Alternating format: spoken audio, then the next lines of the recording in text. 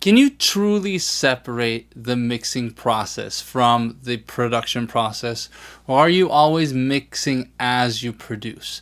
That's what we are going to talk about today in the next part of my series with Fiona Foreman, the producer I hired to produce my latest single, Home to You by Random Somebody, because if this random somebody can make music, so can you. And you can find that song and my other singles out there in the streaming services world, wherever you find and listen to music. But in this video, we're going to talk about an interesting part of the process and something new for Fiona as a producer, because she's so used to doing the entire thing from scratch. So production, mixing, and mastering. So she usually does the whole thing. So it was something new for her when I asked only for production and not mixing work, because I was going to mix the song myself. So in this video, we're going to talk about how to produce a song when you know you can't do too much mixing to it, how to deliver a production to a mixing engineer or to the artist that's mixing it somewhere else, and delivering the track so that they can be effectively mixed. And then as a mixing engineer, how do you stay true to the producer's vision while also making the mix your own? And then finally, we're also going to talk about how to politely stand your ground as the artist if you're getting suggestions about the production or suggestions about the song itself that you don't like and you want to just keep it the way that you want it. So we'll talk about that at the end of the video, so don't miss that. All right, let's get into it. And it was interesting for me in this process to not do too much mixing, because usually when I'm producing, I am also the mixer. And so I'm mixing as I go, and that was a bit of a challenge, actually. I had to do some, because I don't know, if you just chuck all the instruments in and everything's all equal and everything's just a big mash, then it sounds weird, and it doesn't give you the idea of where I'm headed musically. Even I think I needed to say, this part that I've put in, I want actually to be sitting underneath and not the primary hero part at this point in the song. And this part is the one I can envisage being more up front. And even though that's your call as the mixer, as the producer, you do have that. You had to do a little bit of mixing too. Yeah. And it's also a matter of presenting something to the artist. And if it isn't at least rough mixed, it's hard to be like, if everything's just blasting at the same volume, like it's not fun to necessarily hear. You can't really get a sense of what it is, like how it's supposed to sound. So exactly, you have to present it in that way, even if you're just doing rough cuts, right?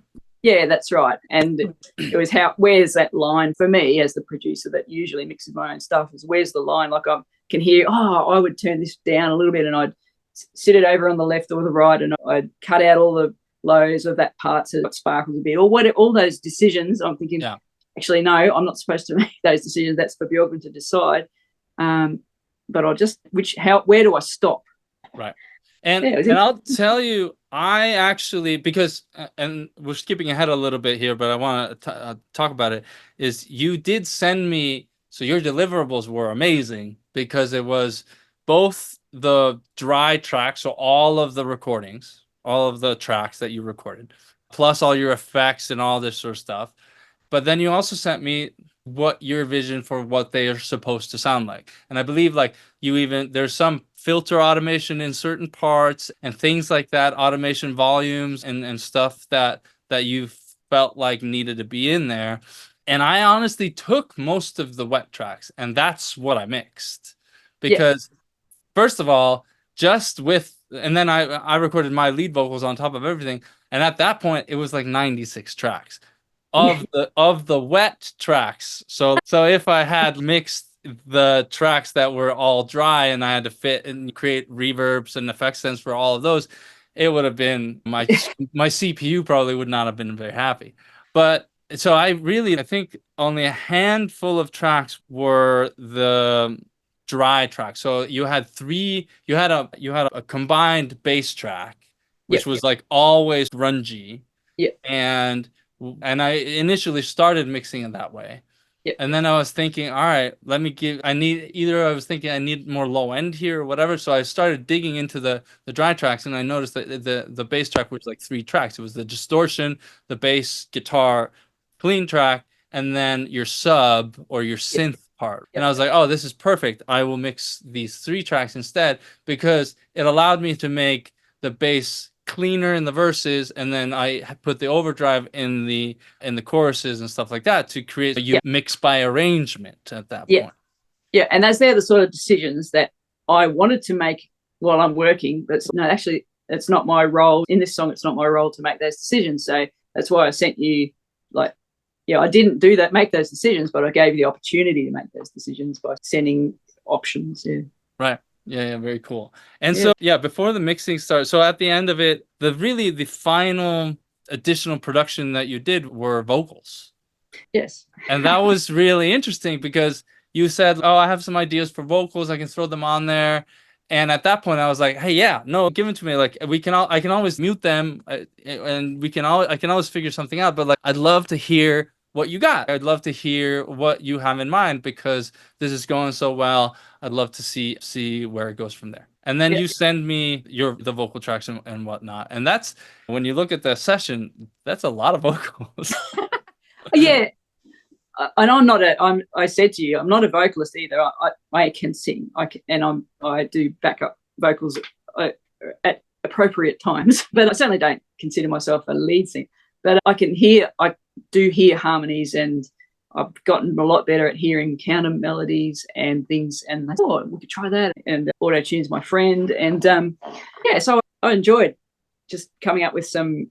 And you'd said about counter melodies, one of your references had, I really like the way this vocal weaves in and out of the lead line. And so I thought carefully about, all right, so maybe instead of just block harmonies, we could try finding some alternate melody to counter. And I think also, something else. Right at the back at the very start, I made some songwriting suggestions to you. I said, what about if you just changed the emphasis of the where you put the word home, or whatever it was? And because that's, I think I probably should have said it earlier, but the very first time I hear a song is gold. That's where you hear the things that jump out to you and go, oh, that's interesting, or different, or awkward, or I don't know about that. And what would I do if I was writing this song? How would I tweak it? And so I think I sent you those thoughts, like some tweaks. And again, no ego. I don't care if you don't like them, because it's just ideas, and it's your song. And so you said, no, not doing that. I was like, thank you for the suggestion. I don't like any of them. That's right. That's right. I don't like any of what you suggested. And it's interesting you say that, because I think and I haven't researched, this is definitely like a topic for a real serious musical sociologist to do, but I really think there is like phrasing and musical rhythm is tied to culture. And so like, cultures, American, European, African, Chinese, Scandinavian, and Australian, I think there's a difference in how we conceive rhythm and how we conceive phrasing and what we like in that sense. And I think it has a lot to do with where we're from. Yeah, that's interesting. Ironically enough, considering the subject matter of the song.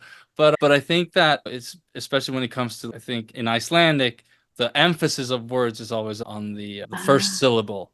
Yeah. Whereas in English, it's usually on the second syllable. And so there's lots of things to think about when it comes to that. And obviously, I hide my Icelandicness. I am American as well, by bureaucracy, but it is ingrained in me that there's a certain way. And I think that maybe has something to do with the way that I wrote the song.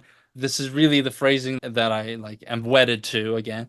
And no ego, is just like, thank you for the suggestions, but we're going to continue this way.